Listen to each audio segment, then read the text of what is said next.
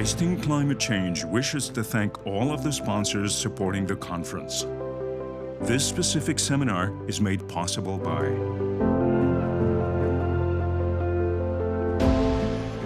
the moderator for this seminar is Michel Bouffard. Michel is the founder of Tasting Climate Change, an author, a wine educator, and a journalist. She recently co-wrote a book called Quel vin pour demain, which was published last September by DUMONT. The book explores solutions for the wine industry to adapt and mitigate climate change.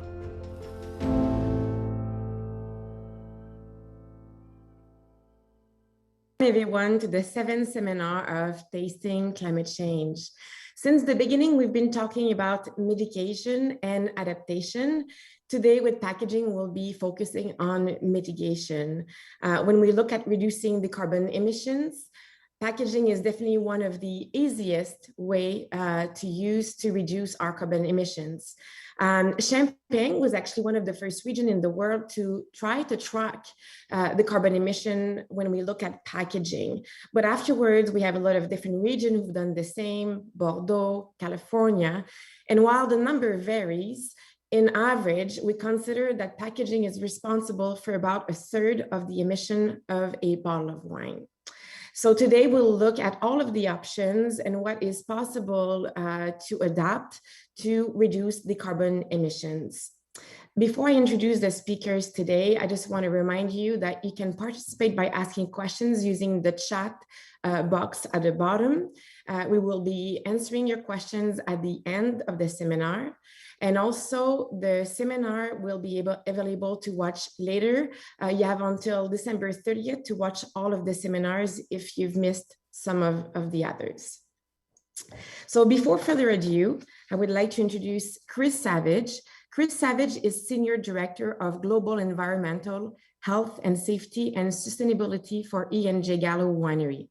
In his current capacity, Chris directs all environmental, health, and safety compliance efforts for E&J Gallo Winery and its associated business, 26 producing wineries, a bottling operation facility, a glass manufacturing plant, printing and label manufacturing operations, and Gallo's vineyard operations. Additionally, Chris handles global environmental issues that face or could impact Gallo's international and domestic business. Since joining E&J Gallo Winery in 2001, Chris has participated in several notable efforts, including helping to establish and grow the winery's corporate and environmental affairs group, and working to qualify E&J Gallo as the first winery in the United States to receive the International Organization of Standards ISO 14001 certification for managing and reducing its impact on the environment and expanding and refining the wines industry codes of sustainable wine growing practices. Carlos de Jesus heads the marketing and communication department at Amorim Cork. Amorim is the world's leading company in the cork sector, with an annual production of around 5.3 billion closures, utilized by the largest and most prestigious international brands of wine, champagne, and spirit. Before joining Amorim in 2002, Carlos was a partner at Breakstone and Root, the New York-based leader in the international investor and shareholder relations market. In this specialized consultancy, he worked with important multinationals to coordinate the presence of these clients on New York Stock Exchange and the NASDAQ. Then we have Chris Archer from New Zealand. Chris is the managing director of Archer Macrae Beverages in New Zealand, which he founded in 2011. Before this, he spent time honing his winemaking craft with leading wine companies in Australia, such as Tyrrell's Wine, Paper 3 Wines, Audrey Wilkinson, and Parker Estate. In 2000, he moved to New Zealand to take the chief winemaker role for Morton Estate, where he worked for 5 years before moving to Martinborough to focus on his love for Pinot Noir. Following the global financial crisis, Chris focused on the failings and advantages of the traditional wine industry model, specifically in comparison to other successful beverage category models and behaviors. Launching Archer Macrae Beverages was the start of Chris' wine revolution. So began a serious reinvention of how wine was packaged, market engaged, environmental issues championed, and the push of the magic of wine to the consumer who had previously been lured by the smoke and mirrors of other beverage categories. And last but not least, Anne Dumont. Anne has a bachelor in microbiology from McGill University, and she did her master's thesis on the sensory profile of Oregon, Riesling, Chardonnay, and Pinot Noir fermented with different Saccharomyces cerevisiae at Oregon State University.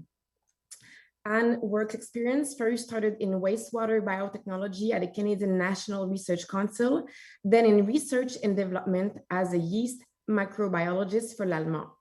After postgraduate studies, she became the communication manager for the enology group at l'Allemand.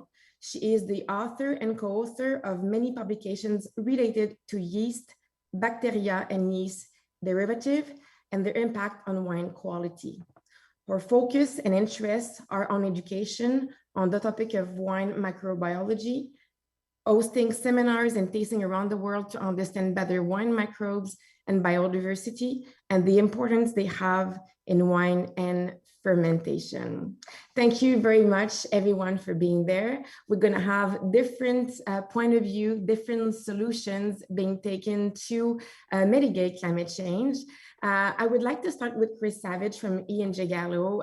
Chris, it's such an honor to be with you here. I believe that without the big producer, there's no way that as a wine industry, we can make a change. So thanks for being there. And you have a lot to share with us because at Gallo, you have your own bottling plant and you also have different type of packagings. So we look forward to hearing your strategy to mitigate climate change and reduce your carbon emissions at Gallo. Great. Thank you, Michelle. Really appreciate the very warm and nice introduction. It's a pleasure to be part of this climate change effort and the conference. And we appreciate as Gallo being sponsors. We think it's a very important part of what we need to do as a company, as an industry, if you will, moving forward. I should point out, first thing I noticed is in my introduction that you provided is I need to update my picture because I've had a few more miles under my belt than the picture perhaps shows. I had a lot darker hair and a lot more of it, I think, back when that picture was taken. So remind me at the end of the conference to update that if you would. And good morning, good afternoon, and good evening to all the participants. Thank you so much for having us today. I do notice there's an Amorim up, which is not me. We'll leave that to Carlos to talk about his organization. Let me give a little bit of history about Gallo, because I think it might help put in context a few of my questions, if I might. First and foremost, Gallo's been around since about 1933, since 1933.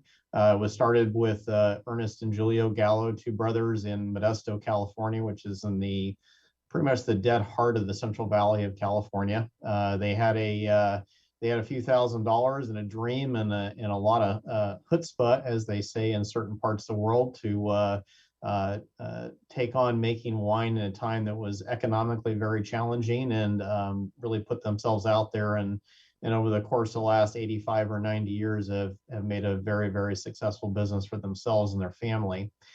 And I bring that up mostly not just to articulate, I think, the passion and appreciation I feel for Ernest and Julio, but also the fact that it is still a privately held business. It is managed, run, and owned by the family, and as part of our corporate values will always be that. What that means is a fundamental precept, however, is that sustainability is critical to our business. This is not a business that is being put together or being crafted to be sold off or to not be around for the next 100 years. So when we talk about the issue of sustainability, it really is critically important to the foundational principles of what the family believes to be important to Gallo. So thank you for letting me walk you through that. It's a bit of history of the company after 20 years of being here. I'm quite proud of and happy to represent. As Michelle mentioned, we are also a very vertically integrated company. I'll call ourselves somewhat of an atypical winery because we're way more than that. As Michelle mentioned, we not only produce wine and spirits and other beverage products, but we also own a lot of what we need to actually put the product in the bottle. So we have a cap and cork operation. We have a very, very large bottle making operation, which is incredibly unique within our sector. And we actually have one of the largest glass making operations in North America here in Little Modesto, California. So we have a bit of a unique perspective on both bottling and packaging and what that really means to the business moving forward. So we take a step back, if you will, or maybe a step to the side of what packaging means to us. With the fact that we own a glass manufacturing plant, we've obviously invested a lot of time and energy in what it takes to make one good quality glass that is designed for what the consumer needs and requires. But more importantly, or at least equally as importantly, is making a product that retains the integrity of the product. And in an operation like ours, which does many, many millions of cases a year of product, we need to design those bottles and so on to be managed on high-speed bottling lines. So what that has resulted in for us is a heavy focus on lighter weight glass and lighter weight bottles. It's been an effort we've been engaged in for well over 10 years. We were one of the first companies to put out 400 and sub 400 gram bottles in the marketplace, not in small part driven by our Canadian partners who asked for that. So thank you for continuing to drive the industry forward. But it also helps us because we are shipping obviously all over the world. And one of the ways to reduce greenhouse gas emissions most directly from a packaging standpoint is if you can't bottle at source, make sure the packaging that you push out is the lightest weight possible. It allows you to maximize what's going across the transportation network, which obviously is critical to reducing greenhouse gas emissions. But that being said, I also want to talk about the importance from an industry standpoint and from a company standpoint of also bottling as close to source as well, right? So when you're a large company or any company that happens to ship around the world, you want to ship in bulk as much as you can and bottle at source where possible. And that is one of the key strategies that we've engaged in for particularly our international markets, where we can produce wine locally, but ship it in bulk and then bottle locally to avoid all that extra packaging weight, which has a huge positive impact, if you will, on our overall greenhouse gas emissions. So let's talk a bit about the bottle again, just for a moment, then I'll move on to other packaging types. In addition to lightweighting, one of the key elements to reducing the footprint associated with glass manufacturing is increasing the recycled content of glass within the bottle, right? So unfortunately in the US, we have a relatively small recovery rate of about 25 to 30%. It's actually not something we're particularly proud of, or at least I'm not, particularly when you compare ourselves to other nations around the world that have 60, 70, 80%, in some cases in Europe, 85% recovery rate for glass.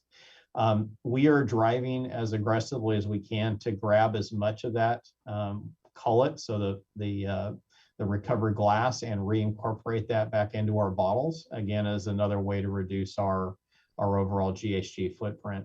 That is obviously a tactic that we encourage all bottle manufacturers to do because glass is the ultimate in recyclability, right? It's infinitely recyclable. As long as you can get it back into the point of manufacture, you have a huge GHG savings, but most importantly, you're no longer putting in raw materials, so you're not mining sand and soda ash and lime, the key elements that make glass. The amount of energy input to melt cullet or the broken glass back into the process is a fraction of what it is for raw materials. So it has a very, very positive overall impact, and a key strategy, if you will, for our company moving forward is to recover as much of that and reuse as much of that glass as possible. Now, we also recognize as a company, however, that the consumer matters here, right? And while consumers expect wine in glass, consumers are also willing to accept wine in other packaging types, everything from PET to cans to bag in the box to Tetra Pak. We're a believer in a broad and balanced portfolio of our packaging types, and then to utilize products and packaging that have the highest recycled content, and more importantly, the highest recyclability as possible. We recognize that some of that we control, much of it we do not, because it's involved in local policies and practices, have a big impact on what comes back to the original user.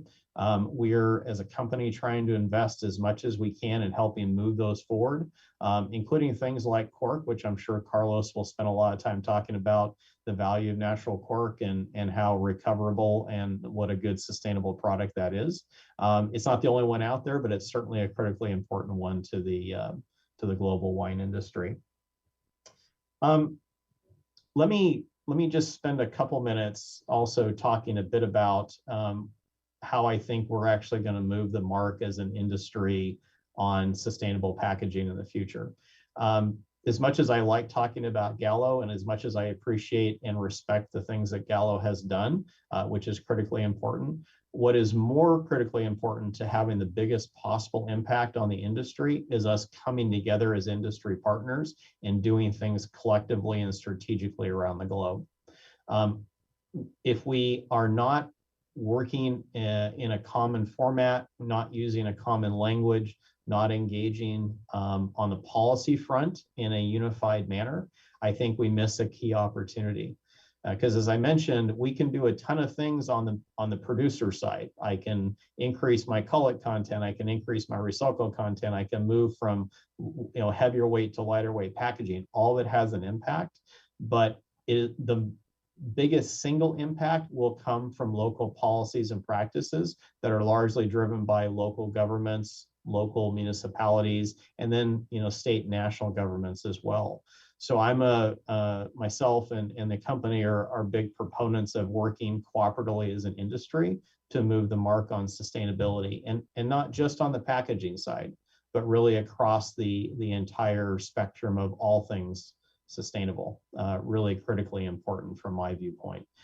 So a session like this, Michelle, the opportunity to hear from my colleagues in other parts of the business and what they've learned and what they have acquired and implemented over the years is really important. And I'm hoping, which I'm sure you are as well, that this will then turn into some active policy discussions down the road that will actually move the mark on sustainability for the industry over the next 10, 15, and 20 years.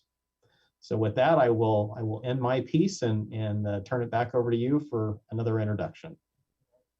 Thanks, Chris. Before we move on, we're gonna have a collective talk, but I do have a couple of questions for you specifically. So can you maybe take us through a little bit, because at Gallo, you work with pretty much all packaging from what I understand. Can you take us through to the different carbon emission of the different packaging, but also how you strategically choose different packaging to overall reduce your carbon emission? So to answer your first question, we do. We play in the world of glass. We play in the world of bag-in-the-box in Tetra Pak, as well as cans, and we also have a PET component to our portfolio. So we pretty much cover the gamut. And we also do things in large, 5-liter growlers, if you will, that go to specific areas that can handle those type of products. To answer your question in terms of how we strategically choose which one we use in different areas, that's not a single or simple answer. In no small part, it is driven by what consumers might need or require given the occasional use of the product, right? So is the product being designed to take for a picnic, or is the product being designed to consume at a restaurant table in a nice restaurant, right? Those are part of the analysis that we do. The other part of the analysis is, can we strategically bottle near the source or near the consumer, right? And not all bottling halls are made equally around the world. So sometimes you have to make choices there as well. And obviously, we are constantly looking for packaging types that contain and have the highest recycled content. Again, that is what drives a lot of the reduced carbon footprint. And also maximizing the weight of the product that we the weight of the actual wine, if you will, not the packaging, but the wine that we can ship from point A to point B. If we can do that in a particular packaging type that's acceptable to the consumer in that area and it reduces the footprint, that's part of the matrix that we use. And you were talking about the benefit of bottling closer to the source. Or are you working with other producers in terms of helping them to bottle at your facility? And I'm not sure what the legality of that, but is it possible? Are you allowed to work with other producers that are not from Gallo, let's say, so that they can benefit from your glass production? Our glass production is principally for Gallo use. We do sell some on the outside and almost all of them to California. So they're all relatively close to the point of manufacture, which does make a big difference. And what would you say is the percentage of your wine that is bottled, shipped by Flexi Tank, and then bottled when it lands? It's going to be movable year on year. I'd more look at it as we're a large portion of our products are in glass still and will continue to be for the foreseeable future. But as our international business, particularly in Europe, goes up and down, we do bottle at places in the UK like Quinn and or Encirc rather these days. So all of those have a positive impact on our greenhouse gas footprint.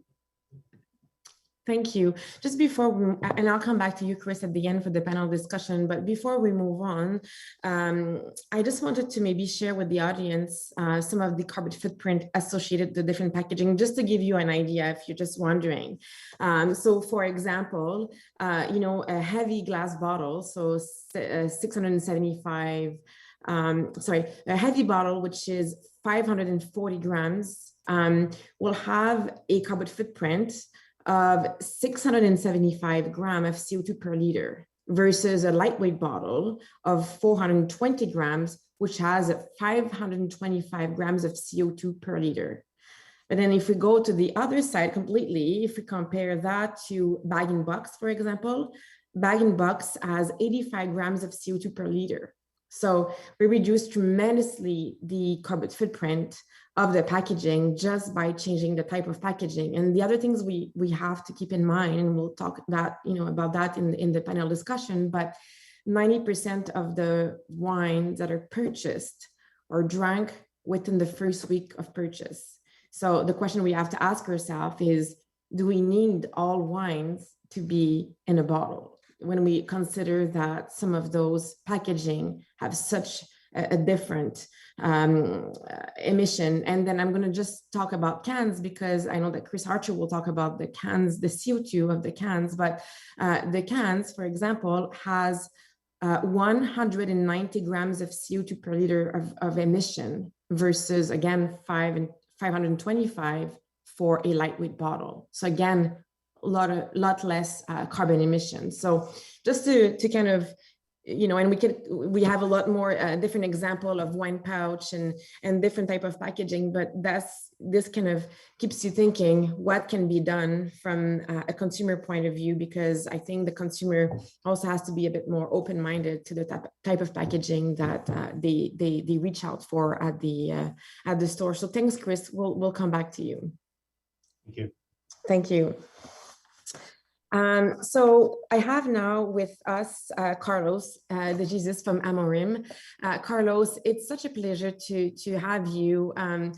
I started to talk to you a few years ago, and without having a lengthy discussion with you, I was not aware. I knew that cork was sustainable, but I guess I was not aware to which extent cork was a sustainable material. And I think in the wine industry for a long time, we questioned natural cork because of the TCA problem. And now we're realizing that some of those issues have been dealt with. And more than that, it is a sustainable product. So can you talk to us? Can you take us through why is cork sustainable? Of course. Well, good morning, good afternoon, or good evening, depending on where you all are. And thank you for putting together this great seminar and for organizing it the way you have. Congratulations. I think when you look at cork, You're right, we did spend a lot of time discussing the negative sides of cork. Fortunately, now we begin to have the opportunity to start talking about the positives of cork. And there are several. Today, we'll be talking about the sustainable angle to it, but there are, of course, technical advantages. There are marketing and premiumization advantages that go with cork. But when you talk about sustainability, I wanted to show just a few slides to get some of these numbers more in perspective. I do not believe in death by PowerPoint, so for everybody on the panel and on the participants, this will be fairly quick. Just to give you an idea, we made last year 5.3 billion stoppers. And this year, that number should fortunately go up a little bit to about 5.6 billion stoppers. And if you think that is a lot, and going back to what Michel just said, only about half of the wine ends up in a bottle. So there's still a lot of other packaging out there. And if you can move the slide ahead, please.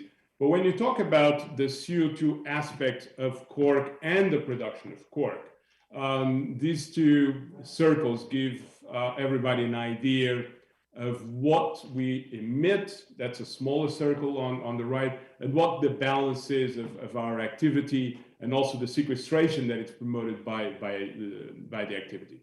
So when you look at the sustainability issue strictly from a CO2 balance point of view, obviously we are in very, very solid territory. But we do have to share these good news with the people that make it possible. And those are everybody, all the players that are involved in the wine trade. Without stoppers, about 70% of the value added generated for the property owners and for the cork industry as a whole. We do not traditionally own cork forests. We have thousands of suppliers, but for everybody, we're talking about a significant amount. And if we try to change this figure, this 4.6 million tons, into something that we all held in our hands, which is the next slide, that will give you what is the retention, the intrinsic retention of a natural whole cork stopper. So off the bat, and considering, this figure considers the transport from Portugal to the UK. Why the UK? Because it's a big importing market. It's not too far. It's not too far away either. It's not too close either, sorry. And it gives an idea of what we're talking about.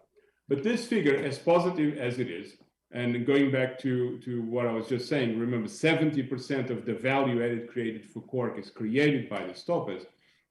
This 5.7, as positive as it is, does not tell the whole story. This is one chapter in the book that has many, many other stories. So when we asked PricewaterhouseCoopers and Ernst & Young, the two consulting firms with whom we work on these issues, to assess not just the footprint of one single individual cork, what they call the endogenous CO2 retained in this cork, we asked them to consider everything, the whole story. The retention that you're seeing on the screen, plus what other elements in this story, which is the cork oaks that live up to 200 years, all the ecosystem whose existence hinges on the ability to sell cork stoppers.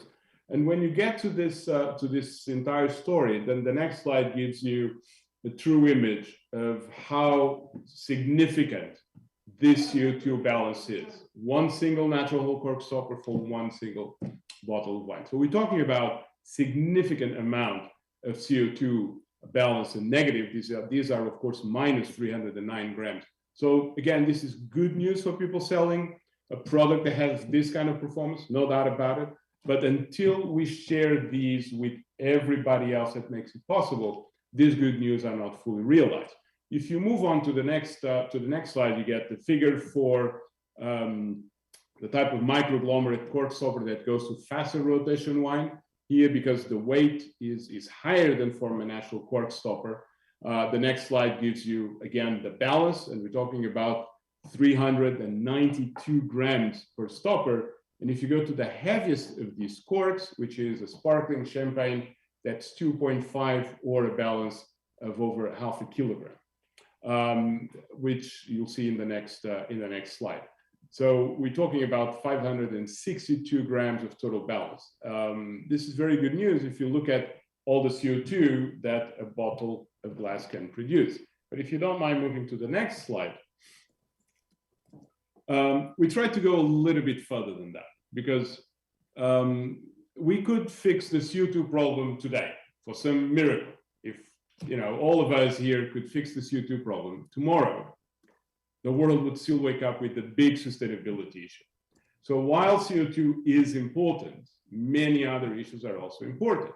And we'll talk about that in a little while. And we asked Ernst & Young to try to put a dollar figure in what this means. One of the problems with sustainability stories like cork and many others that exist around the world is that these benefits, they are not incorporated into the balance sheet of a company, balance sheet of the wineries using this cork, even a balance sheet of a region or a country does not reflect this in something that unfortunately is the more meaningful metrics for the society we live in, which is how much is this worth, or at least for a great part of that society.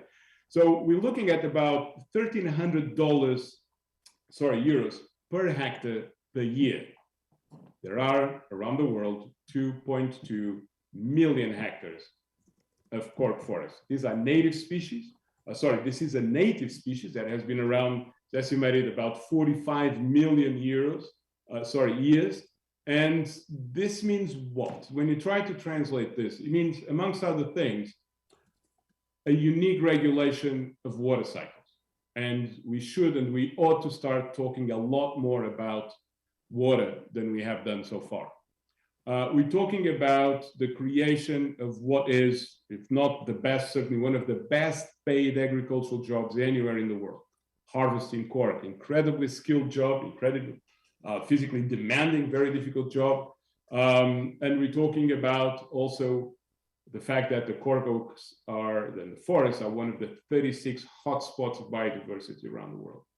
If you think of some of the other 35, you think of places like Borneo, Costa Rica, the Amazon. So this is a wealth that cork, and again, the people that make that story possible, the wine trade in general, this is a story that does something that I think is very, very important.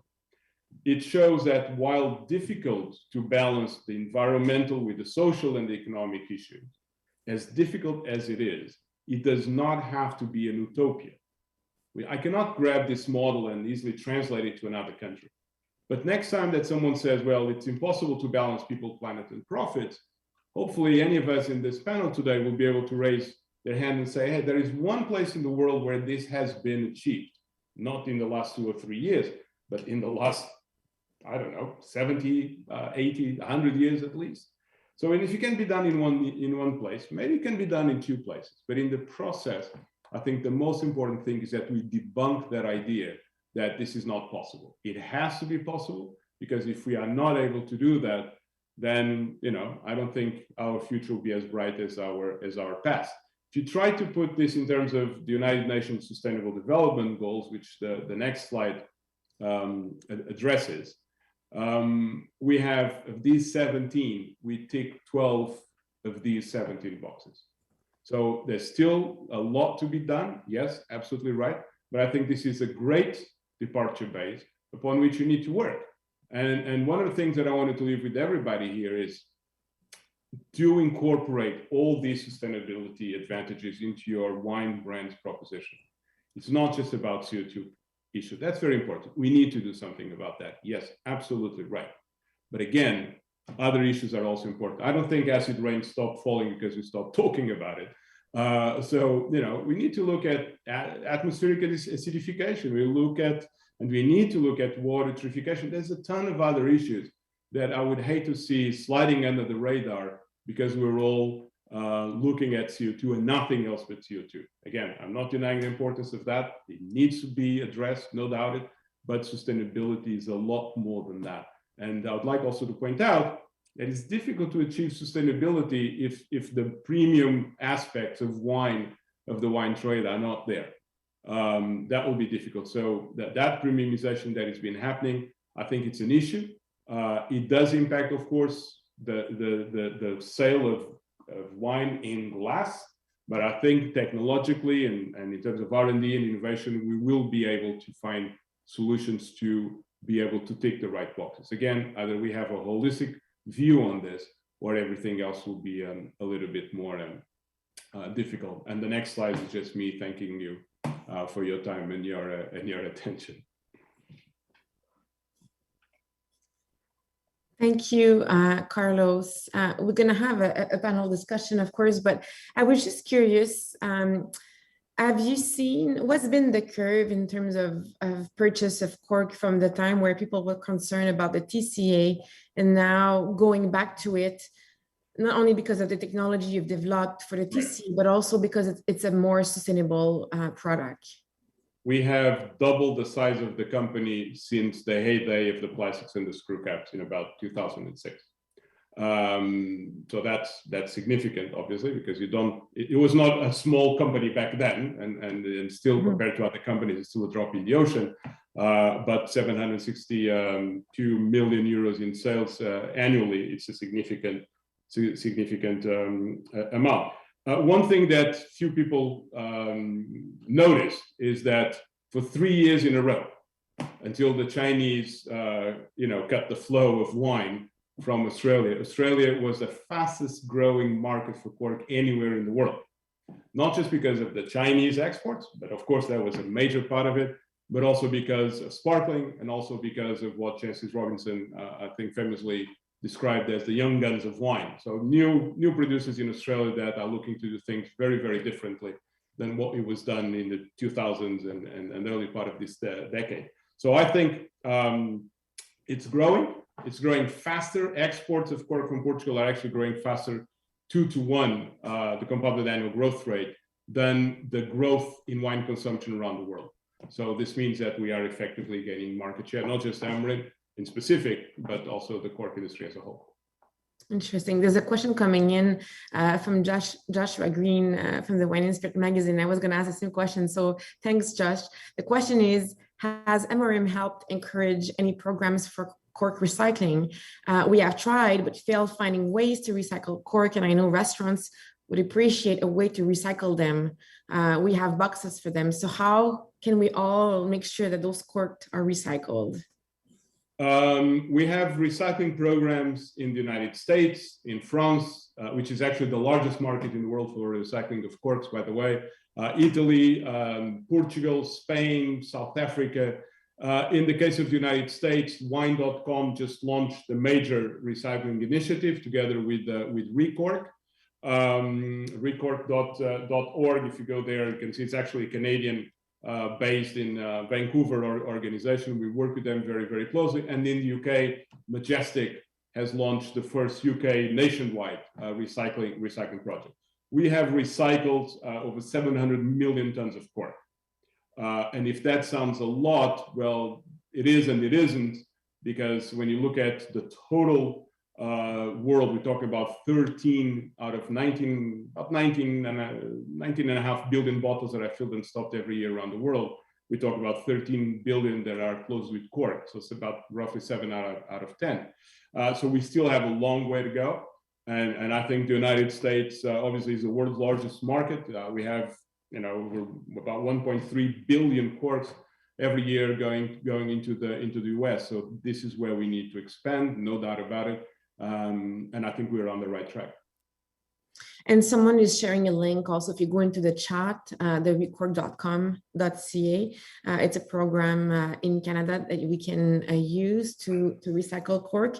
But I think we need to do a bit more research on that, because it seems that there are some programs, but people are not always aware of those programs. So it's about getting the message out to the industry, making sure that they know how to recycle them. And one of the things we're seeing also, Carlos, is worst case, obviously we want to recycle them, but the worst case scenario, at least the cork is biodegradable, where aluminum, the twist cap, if it goes back, if it's not recycled, then it goes to the landfill, right?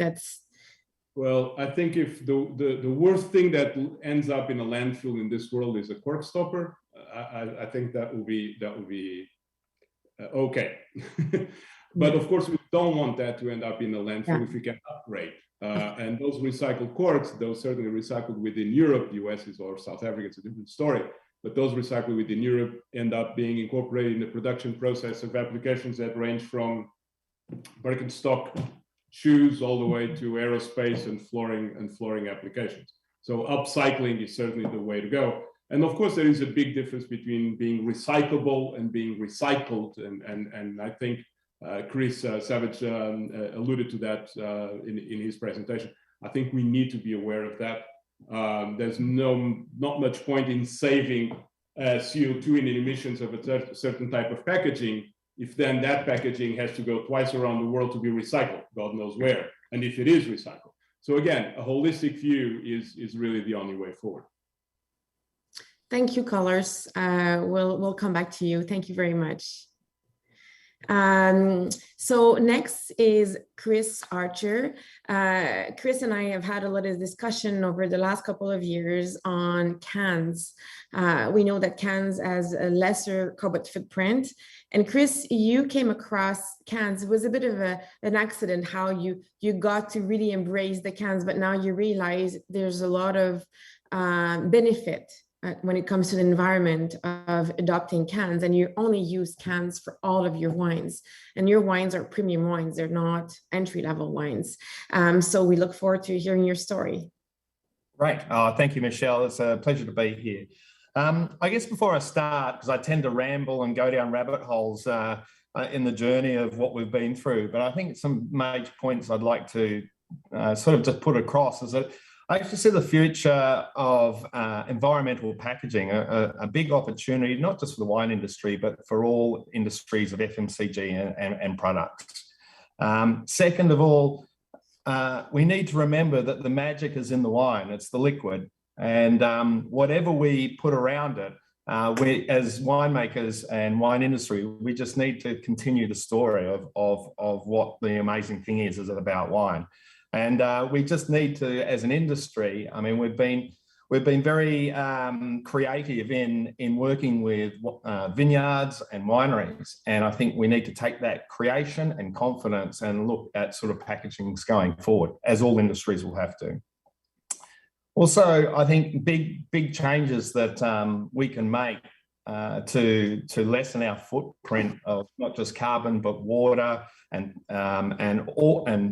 biodiversity is that we need to use the same lens we use in the vineyards and wineries and use that lens for the packaging choices that we make, and actually put the onus back onto suppliers and find and understand, you know, where the source is for the products that we buy, how they're made, and so that we can make, you know, educated decisions about that, because we really haven't our industry is naturally transparent. You know, Chris Savage was talking about, we're vertically integrated. The wine industry is extremely vertically integrated if you compare it to other industries around the world. And it's sort of a natural thing. We invite people to come to our vineyards. We invite people into our industry, and that's not a normal thing for other industries. And really what we need to do is actually say, well, we need to focus on our packaging partners, because they do not invite people into their industries. It's very much a closed door. So, and finally, just for our industry to keep an open mind, we are in a crowded, competitive market, and we tend to start throwing rocks in our industry as we have difference of ideologies. And I think as Chris was talking about, you know, we need a collective approach, and we need to actually actively encourage, you know, new things coming through our industry and how wine can be served to our consumers, because they are changing and we need to change with them and be proactive. So a little bit about our story. We are 100% cans now. I pretty much used my last bottle in 2017. And we did this change initially, not because of the environment. I wish I could say it was, but we started our company back in 2010. And I really felt at that time that the wine industry was missing out in an opportunity, and it was not addressing a consumer desire. And I think that's always, unfortunately, at the end of the day, a business sustainability needs to be focused on consumer desires. And so what we recognized back then was that small format was successful in the beer industry and the spirit industry, but the wine industry, we kind of, a small format offer was pretty much a miniaturized version of the 750 ml. That didn't take into account how people would actually use that product, how the 750 ml has a time and a place and a way it's used, and when you start miniaturizing to 250 ml, the engagement's different, and so people are looking at using it. And I think what was happening is that people were choosing other alcohol categories and avoiding wine because it just wasn't addressing those issues. So we went down to the small format, and back in 2010, we decided that the 250 ml glass screw cap was the option, and we persisted with that for over 6 years. And I'll pretty much just stay on the packaging side, so much the marketing, but it was tough. We got traction around the world. It was with Ontario and Australia and over in Hong Kong. But the margins were tough. And the thing is that speeds, because we're traditionally using a small bottle, but we're still using the wine industry infrastructure, our 250 ml bottle meant that it needed to go 3 times faster down the line to actually achieve an equal ratio. And so that was a real issue for us. And so we eventually got to a point where we needed to reanalyze what the future was. And the future, the options we had were looking at pouches, and we're looking at bag and boxes and the cans. And I guess from a winemaking point of view, I really struggled with the bag and box because the plastic, if you go down the recycling route, the more technical the plastic is to look after the wine, the less recyclable the plastic is. And for me, if we were going to put our quality wine in a product, it had to do the test of time. We had to have an equivalent to what people would see from glass. And so, typically the bag and box, you're relying on heavy sulfurs, and you tend to have a very short shelf life, and it just kind of affected things which were just not what we wanted to do. And so we were kind of forced into small format, into cans. And I had all the trepidations of what that packaging medium, was it going to deliver the quality? Was it going to do all the things environmentally? But we believe that the culture of the market was there. So the beautiful thing with cans is that there's an existing infrastructure, and I think that was really important. We had lines around the world, and of course, with the beer and the spirit industries, they run fast, and so all of a sudden we could get the liquid into the container at the same cost as what we would do for a 750 ml. The recycling was valuable, and I think this is the other thing. We try, in the industry, we tend to create wheels upon wheels of new things. There's other industries that have already done the work, and with the recycling, aluminium's valuable, and it's the systems are set up, and that we basically just tag into the existing infrastructure. And so really what the big decision was quality, and we really took a leap of faith back in 2017. But what I can say about the quality is that if you put the effort in, if you badly bottle a wine, you'll get a bad result. If you do a really good job, and it's the same with cans, you put the effort into the canning, you put a good quality wine into the can, then the wine will age and it will do all the same things as a glass bottle. And at the moment, we've got wines down in a can over 5 years. It is developing as my expectations would be if it was in a glass screw cap. We are having we've done like a Central Otago Pinot that was 2 years in the can, winning gold at the San Francisco International Wine Show, where it's been in the can for 2 years, and it sat equivalently with the same vintage class of wines that have been in bottle in a high-level premium wine. So from a quality perspective, I've been blown away. I've seen no issues of short-term, and I sort of get a bit grumpy when people kind of dismiss cans as being a short-term option, because I believe they can deliver, and also more R&D in this area will just improve that going forward into the future. And so just then so let's talk about the environmental, because I was worried about that, because as a winemaker, you know, I didn't know much about aluminium. And this is sort of where I came to, was that when you're mining sand to bauxite, you are digging less holes in bauxite than you are mining sand. The power required to convert that sand into a glass bottle, say a 500 gram medium weight bottle, I can make a litre, I can make 4 cans for that, 750 mils. So we're kind of up 30% in carbon footprint. And from that point going forward, there's so many other benefits, like our containers. We can fill almost 2.5 times more volume into the container. So canning close to our market is not really required, because the containers are pretty much full of wine, not packaging when it comes to cans. But the real and so that fuel cost of actually, it's kind of worked out around about a 40% fuel saving in moving the product around the world. And of course, we moved to Canada, we're going to the States, we're going to Australia. And so we do a lot of movement, but it's quite efficient in comparison to the other packaging formats.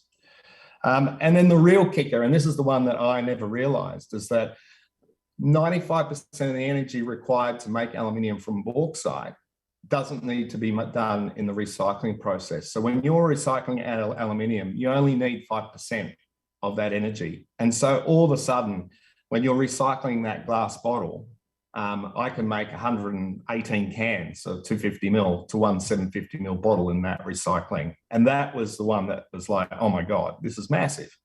And so I've been, I sort of look at the people sort of work in, a ton of glass to make has much less CO2 footprint than a ton of aluminium.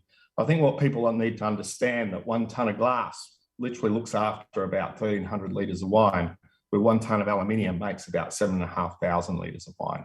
And so you just get these massive changes. I've been throwing a lot of stuff at everyone, but I think, and also it's not just glass, it's just little decisions like cardboard and what recycling content, because there's water footprints, there's so much more that we can do on that packaging and transport front that can, we're working so hard to make these incremental changes in vineyard management and wineries that, the packaging is a no-brainer. So I look forward to the future of where things are going. And I think that should be enough for now, Michelle. I'm sure we'll have a few more questions. So thanks, Chris. There's a question from the audience, and then I'm going to have a question for you as well. One of the questions is, when you went to Cannes, did your sales stay about the same? Or were you able to go back to what you were when you went from bottle to cans? The cans opened a bigger opportunity. I mean, when we were small bottles, we were kind of the only flag waving, and a beautiful thing with the North American growth is all of a sudden that culture, it's really hard to change culture. I think and what we've done now is we just focus on markets that are starting to move into that culture of the aluminium cans, and then we go in there. And of course, we've got our friends here, Gallo, which, we are a pimple in comparison to these guys. And so we just don't have the marketing power. So we can't change culture, but we can influence it, joining forces and collectively going into markets. But we are way ahead now on that can volume since the glass. The glass was really tough. I have a question along the same line. Is when we look right now, the wine industry is losing ground to ready to drink. And there's a lot of different reasons for that. I'm quite obsessed with the millennials and what they want, because they're the newer generation. We know that they drink less. We also know that they environmentally focus. And some market research are showing that one of the reasons we're losing is we're not communicating to those people enough, and they're going to a single serve ready to drink. Have you found that when you're saying that you're finding new markets or new opportunities, do you find that this age group is it mostly your consumers, or you're seeing across different age group buying your product? I'll quickly answer the last part. It's equal. It's literally millennials and older markets. It's funny, we've always been after the millennial, but I still think, you know, our main market is our generation, older people. But getting to the beginning, and then this is my grumpiness with the wine industry, we've been so fixated on ourselves that we haven't realized that there's other drinks out there. And at the moment, you're right, like at this stage in the US, RTD is about to surpass the entire wine industry sales in revenue. In New Zealand, we're negative, yet in the RTD space, they're around about 15% growth. And I put this down to very simply, the wine industry has not, we are fighting them with one leg because our legislation around the world is all about quality. And it's all about exposing what we do. And what we need to do is that these spirits and RTDs have no exposure. There's no regulations to actually control what they say and what they do. And the consumers have no idea what their alcohol source is. And I think there's some real big things here is that, you know, what is the alcohol source of these RTDs and how environmental are they? Because at the moment, you know, we're doing our best and working towards it, but those drinks do not do that. They don't care. And I think the industry really needs to start, instead of throwing stones at itself, actually start exposing what their competitors are actually making their consumers drink. And I think that may change their decisions back to us. And going back to, you were saying that, you know, your wines after 2 years in cans were still showing well. In fact, they won a medal at the competition. How long do you think your wine can be kept in cans, and what do you do for wines that you want to drink many more years down the road? What is the solution? You know, there is a part of me, like, I don't want glass bottles to go. I don't want, you know, I think there's room for everyone. I think what needs to be questioned is a $6 bottle in a supermarket that has a 15-minute shelf life. Does that have the right to go into a glass bottle? I think that's all there is. But also in saying that, you know, I believe a can do like at the moment. There's nothing to stop me to say that it can be in there for 10 years and be looking the same as a glass bottle. But, you know, I believe that there's going to be future packaging, you know, the paper that can deliver the goods. So I don't want to kibosh anything, but I think there's room for all sorts of formats. And I think our industry just has to talk positively about them all, as opposed to being a bit more negative, like, you know, oh, you know, because we all see it. You know, I've faced pouring these cans into people that have never expected a good wine to come from a can. And effectively, it's not my winemaking that's coming into question whether that wine tastes good or bad. It's they're judging the packaging. So we have two hurdles to jump. One, I have to make the wine well as a winemaker, and then two, then the can. And I think, you know, we will get there.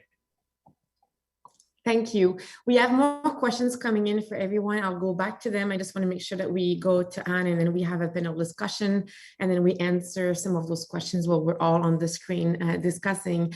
Anne Dumont from l'Allemand. Anne, I'm so happy that you're with us.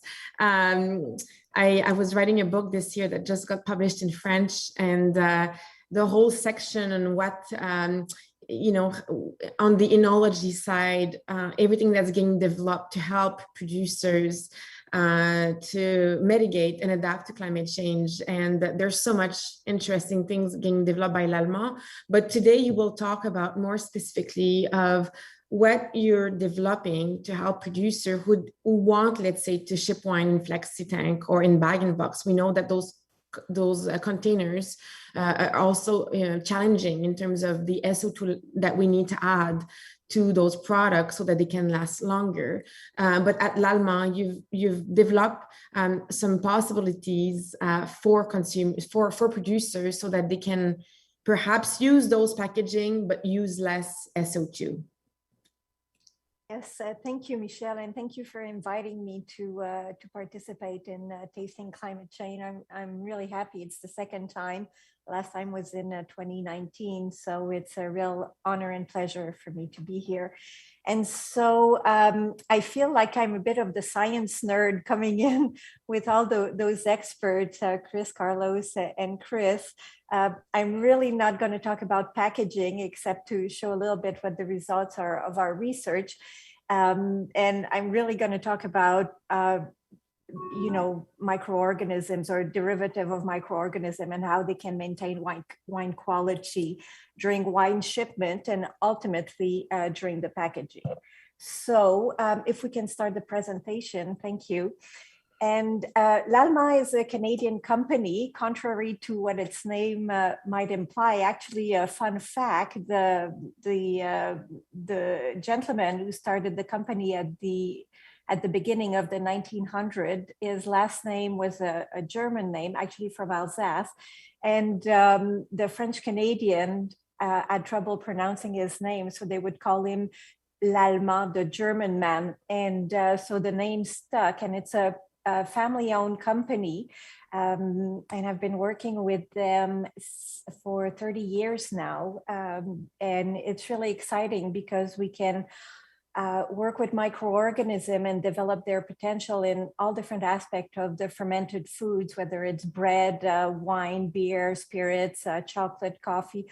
All the good things in life are from fermented food, in my opinion, and microorganisms are great allies for us to do that. And one of the benefits of working with microorganisms is not only when they are alive, but also when they are dead. And it's based actually on a very traditional practice of aging wine on lees. And one of the projects, the innovation that we started at the INRA in Montpellier with the group of Jean-Michel Salmon, was to study the impact of wine yeast lees on the possibility of scavenging oxygen, so protecting wine from oxidation.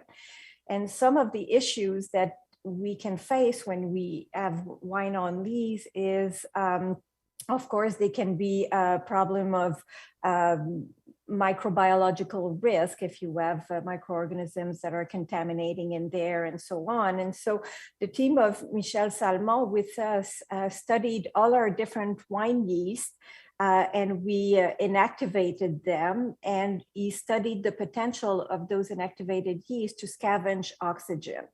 So by doing that, he found one of our wine yeast that had a very, very high capacity to consume dissolved oxygen. And we're very original when we, the marketing team comes up with those commercial name, and we call that inactivated yeast Pure Lees Longevity. And so if we can go to the next slide, and I'm gonna make it shorter, I'm gonna call it PLL for the sake of the presentation.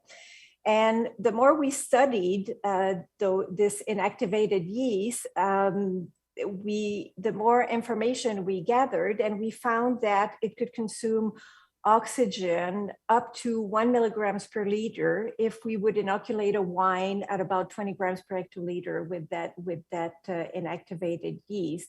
And so it was really interesting for us to study that. And at the beginning, actually, we were really focused on wine during storage for example, in stainless steel tanks. And it was very evident to us during the COVID at the beginning when people were keeping wines longer in the tanks. And so they would use Pure Lees Longevity to protect the wine instead of adding tons of SO2. So if we can go to the next slide. And I will quickly show you, I don't want to can we go to the next slide, please? Yes, here we go. So I don't want to overwhelm you with all the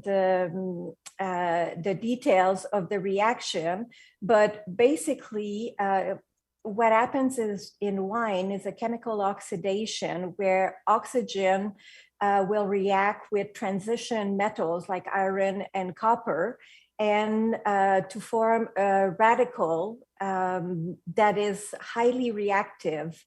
It's a highly reactive oxidant that can oxidize polyphenol to quinones.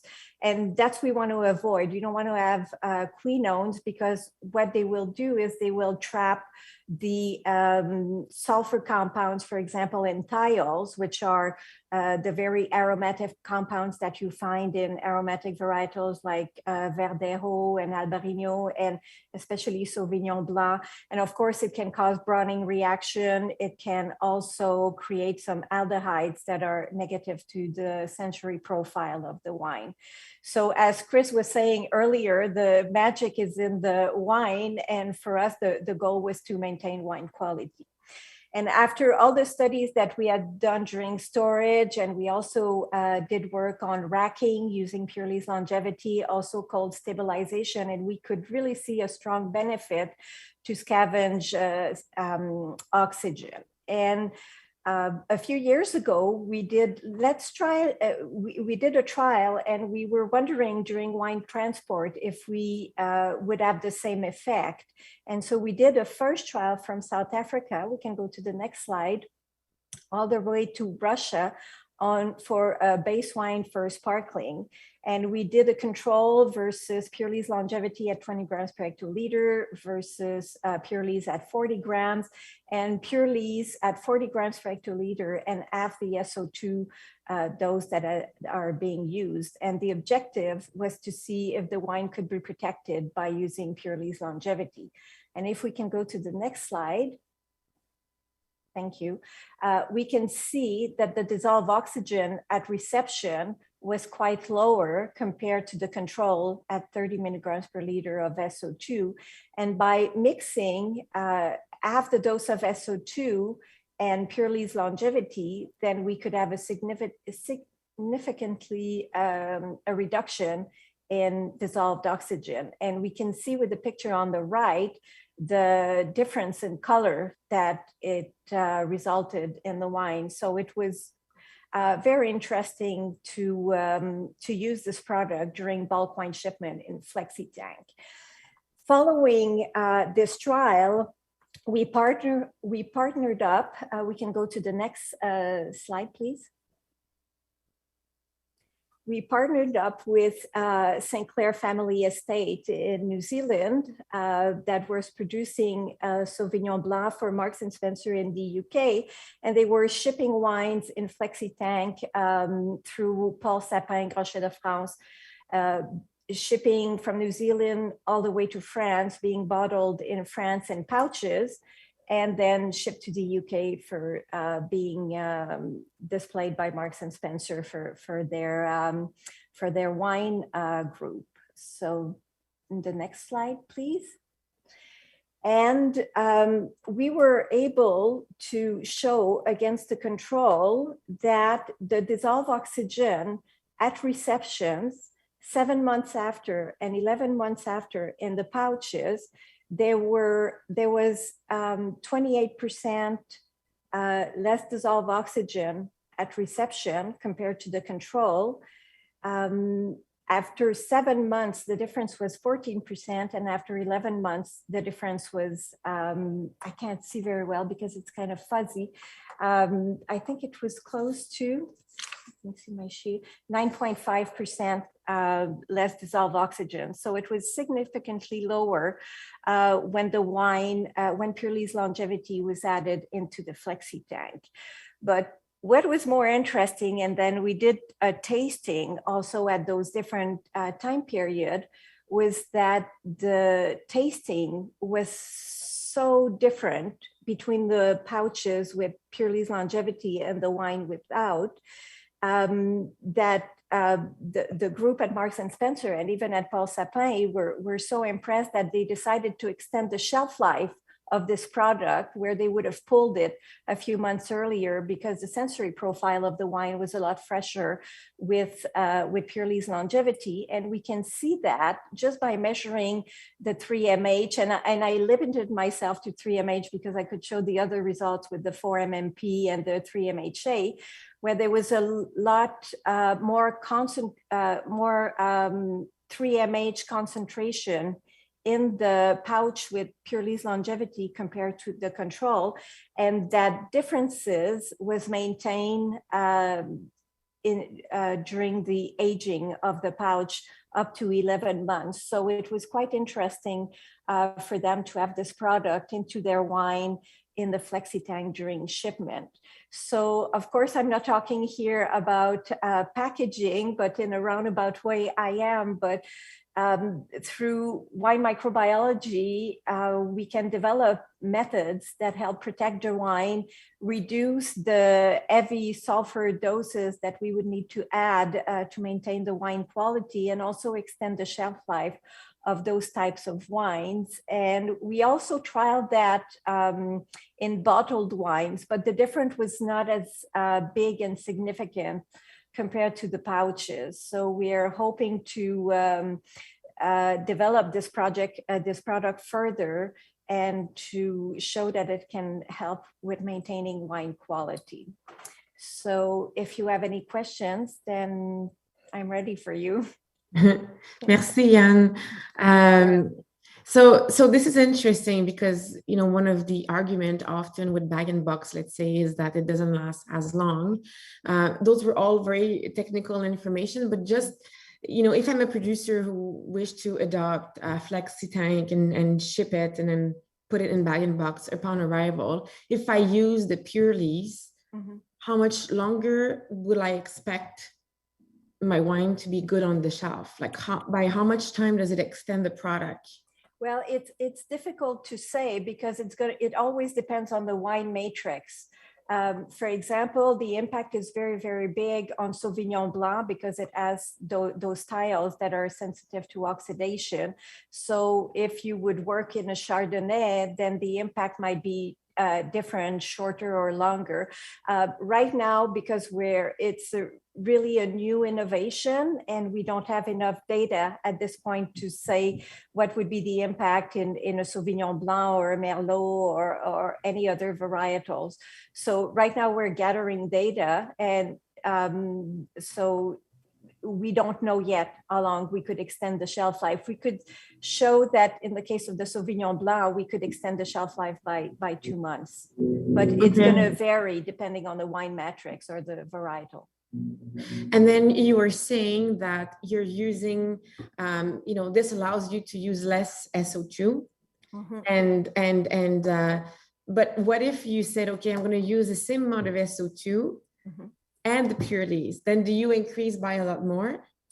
I don't know that answer, but I do know that the free SO2 remains higher longer.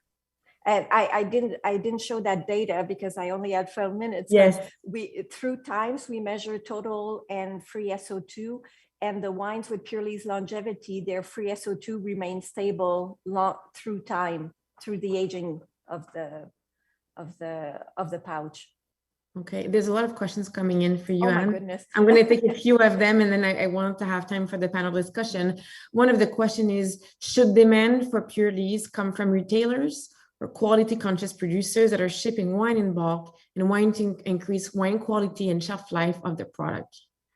I think wine retailers should be and are already concerned about that, especially with the fact that consumers want less SO2 in wine. I think pure lease longevity is a great alternative. And I think quality conscious producers also, and we see that, of course, on the market. In New Zealand, we have really great partners with whom we work that are using pure lease longevity, not only during shipment, but especially during storage or cold stabilization, definitely. And then there's a winemaker asking here, so in which part of the winemaking do you add this product? Like, what is the timing of addition of the product? Sorry, the phone was ringing. Okay. You add it in the finished wine. So you can add it in the filtered wine also, because the product is not going to contaminate microbiologically the finished wine. So you can add it in the finished wine. How it works is, and when we did the shipping trials, is that we would add pure lease longevity rehydrated in a bit of wine. We would pump that into the flexi tank, being careful to avoid oxygen ingress. And then they would pump the wine in the flexi tank. So as soon as the wine comes into contact with Pure Lees longevity, the scavenging action happens right away. And I don't know if you remember the second slide where I showed the graph. It shows the rapidity of the action of Pure Lees longevity. So as soon as it hits the inactivated yeast, then it starts scavenging the oxygen. Okay. And then one more, and then I'm going to go to the panel discussion. Can you add Pure Lees during racking or other wines movement to protect against oxidation? So can you use that throughout the winemaking process? Completely. Every time you move the wine, then you can add Pure Lees longevity, especially in a strategy to reduce SO2 in your wine to have the same level of protection. This is an interesting thing because a lot of talk with climate change is the increase of pH in the wines. Exactly. And because you're increasing the pH in the wine, your wine is not, is less stable. So people are, compensating by using more SO2. So there's a lot of different options. And I know we've talked about this before, but this is just one other alternative that people can reach out to if they want to not increase the SO2 level. And it's exactly. And is it organic? Is this product organic? It's approved for organic use, and actually some of our clients are organic wine producers because that's one of the issue that they're facing with. Especially for bag and box, right? Someone who wants to ship wines bag and box, organic. Yeah, completely. Yeah, interesting.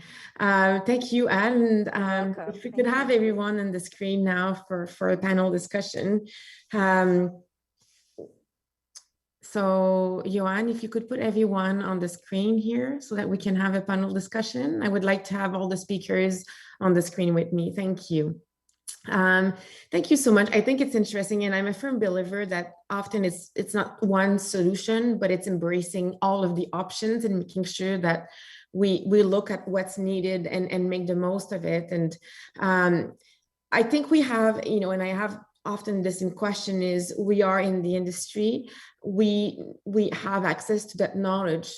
The question is, how do we get that message to consumers? How do we get them to embrace new packaging? How do we get them to, and the challenge is different in different markets. We're talking about cork with Carlos. If you go to New Zealand and you go to Australia, cork are really rarely seen. I know some producers are going back to the cork now, but it's more rare. So for consumers there, the answer is screw cap. So you kind of have to rework the cork. And for other markets, I know in Canada, bag and box is still seen as bad wine, where in Sweden, 51% of the wine listed on the market are bag and box, and that is also quality wine, right? So different reality in different markets in the world. So my question to you all is, sommeliers and porters listening to you right now, what can we do? What to get this message across to consumers?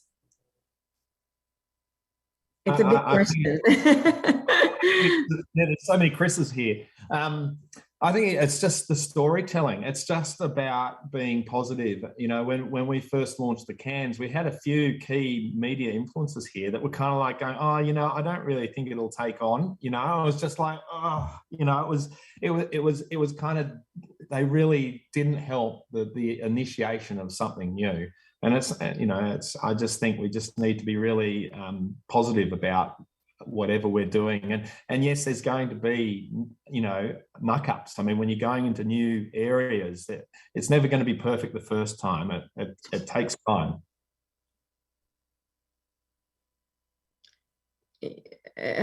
Chris Savage, I'm curious because at Gallo, you have a lot of different type of packaging throughout different type of, are you starting to move, let's say, more premium wines into bag and box, or? I'm going to answer your question a slightly different way. So I actually was on a call this morning with one of our head marketers, and he said something I thought was very enlightened, which was you don't pull the consumer towards you. You create a reason to have the conversation. So the stuff that Chris is talking about, where he's producing high-end quality wines that are winning awards in a particular packaging type, I think will ultimately, create those opportunities. The other thing I'd say, and it's going to maybe wrap into what several people talked about on the panel, which is we need to be careful about pushing one direction or another, because everything about this world is nothing's perfect and everything is trade-offs. So I think Chris's comment is spot on, and it's why Gallo has such a broad array of packaging types, including cans, which I forgot to mention. Everything's trade-offs. So you have to make a choiceful decision based on where you're selling the product, what the product is, what the consumer needs, how the consumer intends to actually purchase and use the product. I think it's very multifaceted. I think the most important thing from my standpoint is understanding the impact of each of those packaging types so you can actually make an informed choice. That if we can educate the industry in that direction, I think it would go a long way towards getting the right packaging with the least carbon footprint, the least environmental footprint at the right times. I think the wine industry has always been blessed. I'm not sure if that's the right word or not, but it's certainly a word, blessed with different types of packaging. I mean, we tend to forget that drinking wine in a bottle of 0.75 is a relatively recent luxury. I grew up in a wine producing country. I grew up in Portugal, and I remember my grandmother would buy wine for everyday consumption on 5-liter demijohns. Now, if you want to go back to something that is truly sustainable, because it had a deposit on it, so it was not something that you throw away, that certainly is a way forward. But half jokes aside, I think, and I'm sorry to insist in the term holistic, because I think that is the key for us to find out really what works and what does not work. And there's a lot of information, there's a lot of counter information. We live in a world where, unfortunately, things travel, information travel at lightning speed, and we always have to be careful about making grandiose statements and definitive statements. Because the fact is, first of all, we have a myriad of price points in the world of wine. Second, we need to continue to bring new consumers onto the category. And I think whatever answers those two questions, I think we need to understand it better, and we need to entertain different options, as again we have been doing for decades and decades. I also think that when you look at what are, and I hear a lot of times people saying, well, we need to take our cues from spirits and beer, and they know what it really works with the consumer and all of that, and especially in terms of packaging and other marketing concepts. I would say that some of the best innovations, so to speak, in the spirits and even in the beer industry, they come straight from the wine playbook. Denomination of origin, barrels, cork. I mean, so I think we also have to see behind this mirror that sometimes people hold on to us, and realize that there's a lot of right things being done in the world of wine, in the wine industry across the world. And again, 19.5 billion times a year, someone opens a bottle of wine. I would say that's pretty good proof of concept. And to be honest with you, if I'm, which I haven't been done because we haven't been able to travel, I cannot wait to go back and dive. And to be honest with you, if the worst thing I see in the bottom of the ocean is a glass bottle, I would be better off, certainly, and all the fish around me would be better off than seeing some of the other forms of packaging in the bottom of the ocean. So again, different horses for different courses. We have to make sure that whatever innovation comes online needs to tick the right boxes from an environmental point of view, from a technical point of view, and from a premium aspect or a value-added generation, to be more precise, point of view. If it ticks all three boxes, then I think great, bring it on. Thank you. Anything to add to that, Chris and Anne? I think, I've been fascinated by what consumers are looking for. I think they don't always know what they're looking for, but what I do know is if you look at all research that's been done is they do want to make the right choice. When you go to the monopoly, when they go to the liquor store, they want to choose the wine that's the most friendly for the environment. The problem is they don't have a lot of time to make that choice. They have the kids waiting in the car. They just go on their way to dinner, and they're faced with a decision, and they're looking at all of those wines, and there's no way to know the carbon footprint, let's say, of a bag-in-box versus, you know, the benefits of cork and all of those packaging, or weighing the pros and cons of all of those options in front of them. And I really admire the system Bolaget for that. In Sweden, they've done a really good job in terms of, you know, in their store, they really direct consumers to wines that are more, that have a less carbon footprint.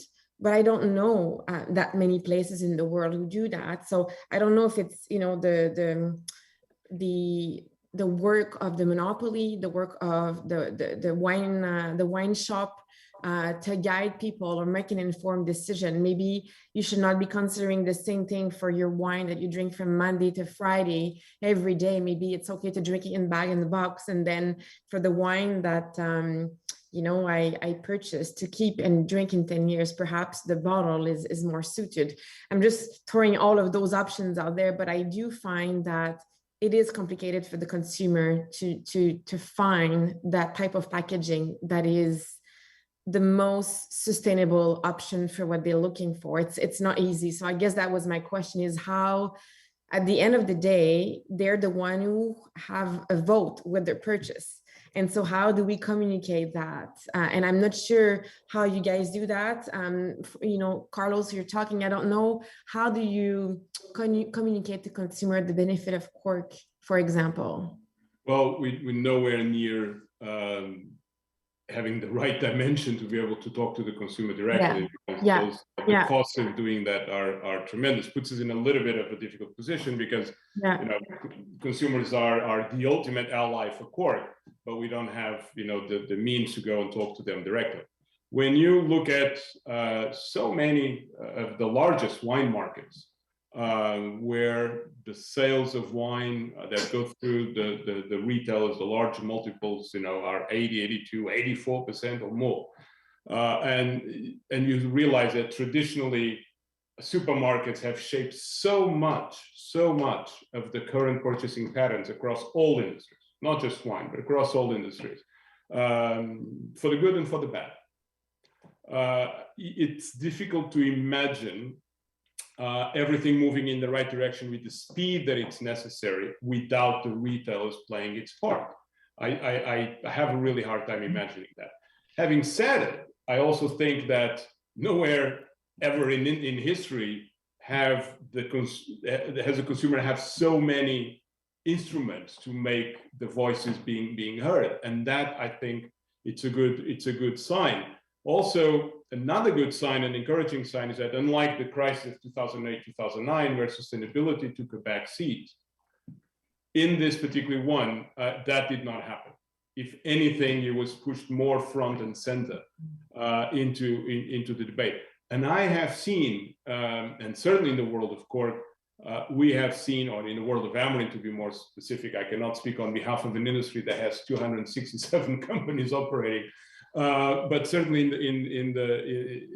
in our world, we have seen the retailers in several key importing markets having a completely different attitude towards things, towards sustainability, and that is very, very encouraging, because I think at the end of the day, people at the supermarkets are people just like any of us. They want to do the right thing also. It's not always easy, but it's not because it's not easy that we are not going to do it, I hope. Might just add, sorry, go ahead. Oh, sorry, I'd just like to point out, I really worry if as the wine industry, if we start, you know, putting forward the information about carbon footprinting and all that sort of thing, we actually have to have the rest of the FMCG consumer groups doing that as well, because all of a sudden it will be weaponized against us. If we're the only ones throwing numbers up onto shelves, and the beer market and the RTD market doesn't do that, then I think that's really dangerous for us. And I was going to make a similar comment to Chris. I think actually two things actually. One is I don't think the consumer makes a full decision based on the carbon footprint of a package. Matter of fact, I would argue that that is probably number 5 on their list as a practical matter. They're looking at cost, they're looking at quality, they're looking at an expected level of taste based on whatever price point they're purchasing at. That's what matters to them. The other parts are ancillary decisions that helps you choose between product A and product B that they perceive to be at the same at the same level of those other items that I discussed.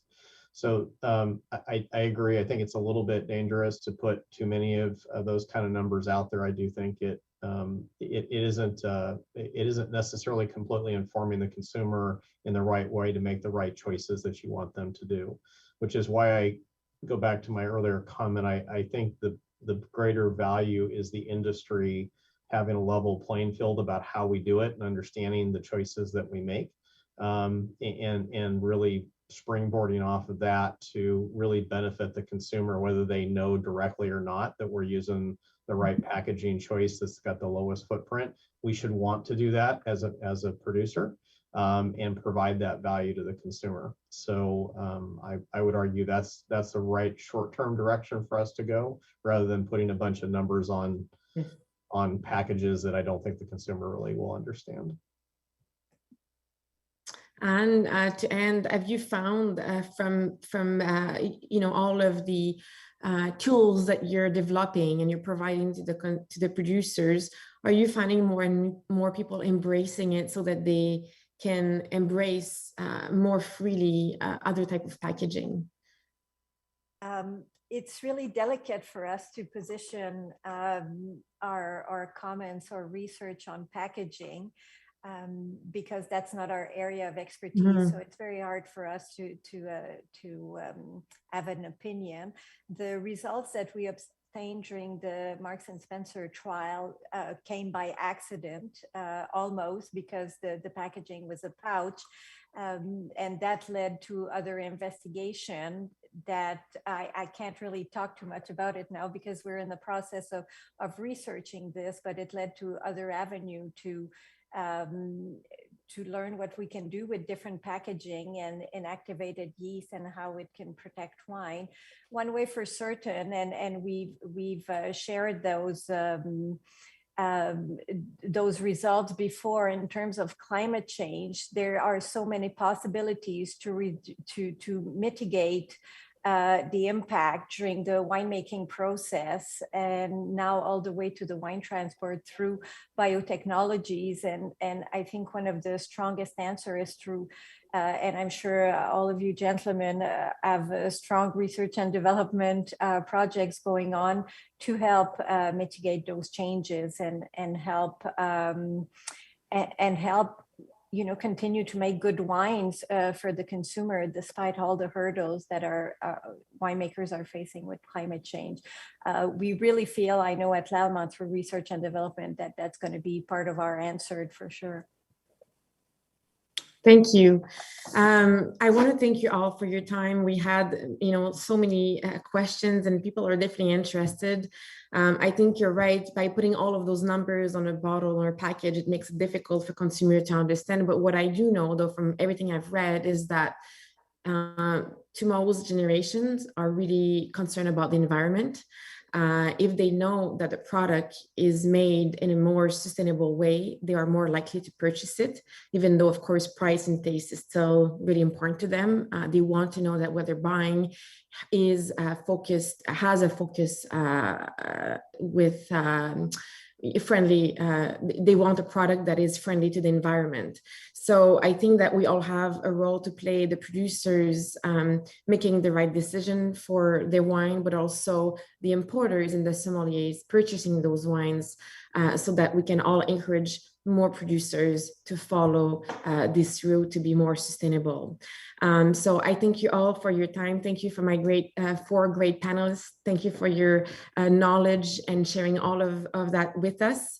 I hope that for those of you who listened, it kind of piqued your curiosity, and you're going to go and do more research so that we can all move forward to a wine industry that has a lesser carbon footprint.